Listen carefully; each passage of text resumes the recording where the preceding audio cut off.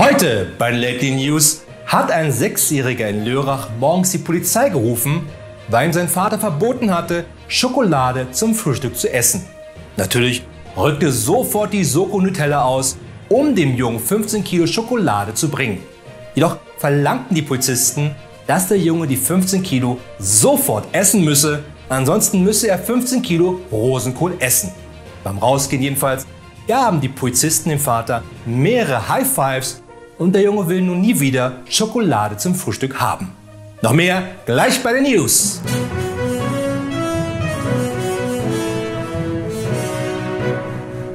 Hier ist Berlin mit der einzig wahren Nachrichtensendung dieser und der nächsten Welt. Das sind die Lately News, denn alles andere da draußen sind nur Fake News. Natürlich auch heute Abend wieder mit mir, Florian Streletz, bekannt aus unzähligen italienischen Spaghetti-Western, in denen ich den Titelhelden spielte, aber leider nie mehr als ein Wort im ganzen Film sagte, denn ich wurde nach Buchstaben bezahlt. Immerhin brachte mir ein 17 Minuten langgezogenes Ah bei meiner Sterbeszene ein Ferrari ein. Außerdem, falls du glaubst, genauso cool zu sein wie ich, dann hau mit der Faust auf den Abo-Button und die Glocke, denn nur so haben wir die Chance, 11,99 von 1889 auch quotentechnisch weiter abzuhängen.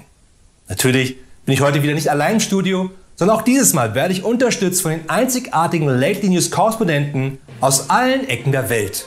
Ob aus New York, Sydney, Bielefeld oder aus Madrid, wo ein Hund gerade mitbekommen hat, dass eine Katze von einem Auto überfahren wurde. Außerdem gibt es nachher die einzig wahre Videospielkritik zum neuen Watch Dogs Legion von Ubisoft, einem Open-World-Spiel aus der Third-Person-Perspektive, dessen größte Stärke es ist, ein Open-World-Spiel zu sein aus der Third-Person-Perspektive. Na, mal schauen, ob es an seinen geistigen Vorgänger My Ponyhof 14 rankommt. Aber kommen wir zuerst einmal zu den wichtigsten Nachrichten der Woche und fangen an mit Berlin. In der DDR war FKK Kult. Denn wenn man schon nicht die Freiheit besaß, das Land zu verlassen, dann sollte das wenigstens die Freiheit unten herum etwas ausgleichen. Und in Berlin gibt es immer noch ein paar Ecken, wo man seiner freien Körperkultur frönen kann. Wie am Teufelssee in Berlin-Köpenick zum Beispiel. Leider hat das aber auch den Nachteil, dass man nun ein sehr einfaches Opfer für Diebe ist. Und genau das dachte sich auch eine Wildschweinmama mit ihren beiden Jungtieren, als sie die gelbe Tasche eines FKKlers sah, sie schnappte und wegrannte. Nur hatte sie nicht erwartet, dass der FKKler ihr nun hinterherrannte.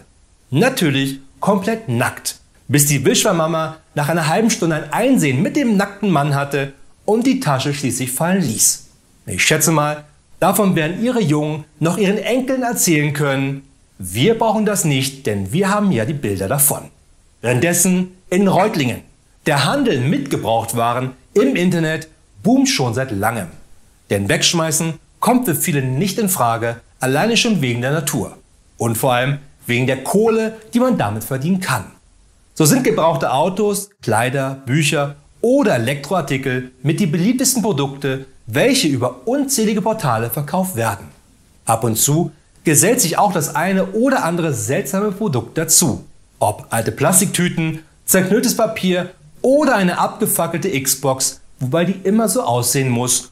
Und natürlich auch gekaute Kaugummis. Persönliches Highlight war für mich bisher ein bereits geschmolzener Schneemann, der für $500 über den Ladentisch ging, bzw. floss.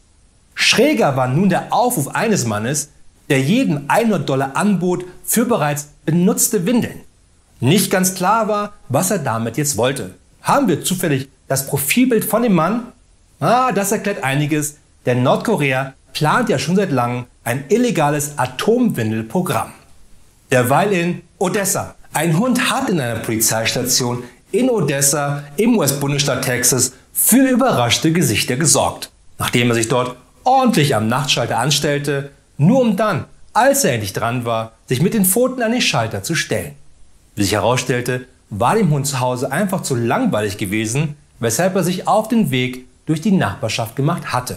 Und bei der Polizeistation dachte er sich einfach, hey, mal den Cops einen schönen Abend wünschen, nur um dann wieder nach Hause zurückzulaufen. Während die Polizeistation in heller Aufregung war, weil sie diesen süßen Hund suchten, da sie die Sorge hatten, dass er sich nachts draußen verlaufen würde. Was er nun nicht hatte, er war ja schon längst wieder zu Hause. Und genau so eine Nachricht brauchen wir auch mal, wo ein Hund in eine Polizeistation geht, den Cops Hallo sagt und dann wieder nach Hause geht. Und noch zum Abschluss die Lately News Videospielkritik der Woche zum neuen Watch Dogs Legion für alle aktuellen Konsolen wie dem Mega Duck. Es hat sich gezeigt, dass das Failing Watch Dogs Legion nur vollgestopft ist mit Fake Bugs. Ich habe sehr viele britische Aristokraten als Freunde, denen es vollkommen egal ist, was für Folgen durch den Brexit drohen. Hauptsache, sie können zum Mittag eine Pfefferminzpastete mit einem Schluck lauwarmem Bier runterspülen. Aber jetzt haben wir den Salat. Denn die vollkommen realistische Hacker-Doku Watch Dogs Legion zeigt, wie ein Land durch einen Austritt aus der EU ganz schnell untergeht.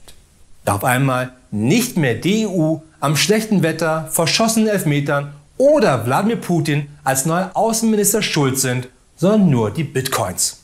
Und da stellt sich mir am Ende nur die Frage, nach über 404 Stunden, die ich alleine im Optionsmenü vom neuen Watch Dogs Legion verbracht habe, warum zum Teufel wurden die Pfefferminzpastete und das lauwarme Bier nicht in das Spiel implementiert?